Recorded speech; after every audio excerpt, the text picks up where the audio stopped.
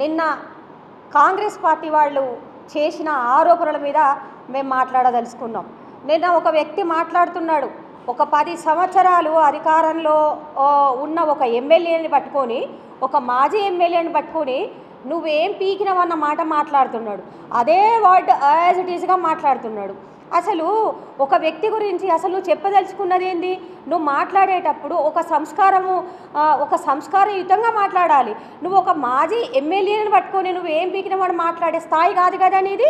Okay, నువ్వు ఒక సంస్థకి చైర్మన్ కావచ్చు, చైర్మన్ అయినంత మాత్రాన మన స్థాయిని లాస్ట్లో కూడా మళ్ళీ నువ్వే చెప్తున్నావు, మనం పెద్దోళ్ళని తిట్టినంత మాత్రాన పెద్దోళ్ళం అయిపోతామా అని.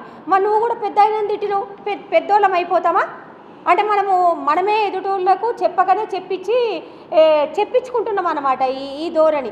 కాబట్టి మీరు అందరూ కూడా ఈ ధోరణి మారాల్సిందిగా మేము విజ్ఞప్తి చేస్తున్నాం. అదే టైంలో మీకు తెలియదేమో, బహుశా నేను తెలియదనే అనుకుంటున్నా, 10 సంవత్సరాలు పైలశేఖర్ రెడ్డి నువ్వేం చేసినావని అడుగుతున్నావు. పైలశేఖర్ రెడ్డి ఏం చేసినావంటే, పైలశేఖర్ రెడ్డి ఏం చేసిండంటే అక్కడ వీధులకు బా, ఇవాళ మా కేసీఆర్ కళ్యాణ లక్ష్మి పథకం పెడితే ఈ భువనగిరి నియోజకవర్గంలో మొత్తం తెలంగాణ రాష్ట్ర వ్యాప్తంగా ఏ ఎమ్మెల్యే చేయనంత బాగా కూడా మా ఎమ్మెల్యే గారు వరుడికి ఆ పెళ్ళైన అమ్మాయికి కూడా ఇద్దరికి కూడా బట్టలు ఇచ్చాడు. అంత ఘనత చాటుకున్న వ్యక్తి పైలశేఖర్ రెడ్డి. మీకు ఎక్కడన్నా ముస్లిం పండుగ అయినా కూడా ఇప్పుడు మన కిట్లు ఇచ్చేసి మన ఎవరు క్రిస్టియన్ సోదరులకు కూడా మన క్రిస్మస్కు కూడా బహుమతులు ఇచ్చి అనేక రకాలుగా కూడా ఉండేది.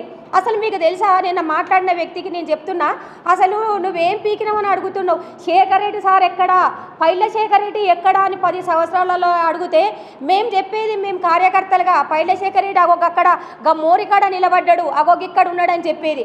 మా ఎమ్మెల్యే ఎప్పుడు కూడా ఏసీ రూమ్లలో ఉండాలి. మళ్ళీ ఇంకొక ఘనత కూడా మేము గర్వంగా చెప్తున్నాం. ఇక్కడ బీఆర్ఎస్ కార్యకర్తలుగా మేము గర్వంగా చెప్పేది ఏంటంటే, పైలశేఖర్ రెడ్డి మాజీ ఎమ్మెల్యే గారు 10 సంవత్సరాలు ఒక ఎమ్మెల్యేగా ఉన్నా కూడా అన్ని పార్టీలను కలుపుకుపోయిన వ్యక్తి. ఇక్కడ నువ్వు కమ్యూనిస్ట్ కానీ కాంగ్రెస్ కానీ మీ కాంగ్రెస్ నాయకులు అనేక మంది కూడా పైలశేఖర్ రెడ్డి దగ్గర అనేక సందర్భాలుగా చేపించుకున్న సందర్భాలు ఉన్నాయి. అవి మేము మా కళ్ళతో చూసినాం. కానీ మేము ఇక్కడ భువనగిరిలో కలిసిమెలిసి ఉండే ఒక అలవాటు కొద్దీ కూడా మేము ఎప్పుడు కూడా ఇది చేయలే.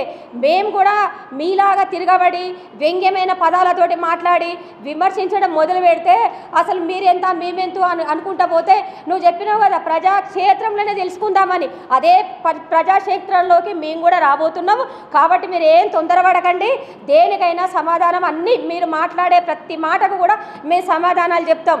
ఎవరన్నా ప్రెస్ మీట్ పెట్టిన వ్యక్తులను మేము ఊరికిచ్చి కొడతాము, ఇది చేసి కొడతామని మాట్లాడుతున్నారు. ఎందుకు ఊరికిచ్చి కొడతారు? మేము ఉద్యమాలు చేసినందుక మీరు ఊరికిచ్చి కొట్టేది?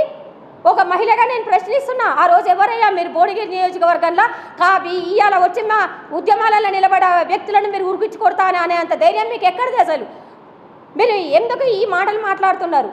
కాబట్టి మేము కూడా మాట్లాడతాం అట్లాంటి మాటలు, కానీ మాకు ఆ మాటలు మేము నేర్చుకోలే. 10 సంవత్సరాలు మా బాస్గా పనిచేసిన మా పైలశేఖర్ రెడ్డి గారు కానీ మా కేసీఆర్ గారు కానీ మేము 10 సంవత్సరాలలో మాకు ఆ లాంగ్వేజ్ నేర్పలే కాబట్టి మేము నేర్చుకోలేదు. కాబట్టి ఇప్పుడు కూడా సంస్కారంగా మాట్లాడదాం, సంస్కారాన్ని కాపాడదాం. పెద్దోళ్ళని విమర్శించేటప్పుడు అసలు మన స్థాయి కూడా మర్చిపోయి కూడా మాట్లాడొద్దు. నేను ఇక ముందు కూడా మీరు మాట్లాడేటప్పుడు చాలా జాగ్రత్తగా ఆచితూచి మాట్లాడాలని చెప్పేసి ఈ సందర్భంగా మేము హెచ్చరిస్తున్నాం.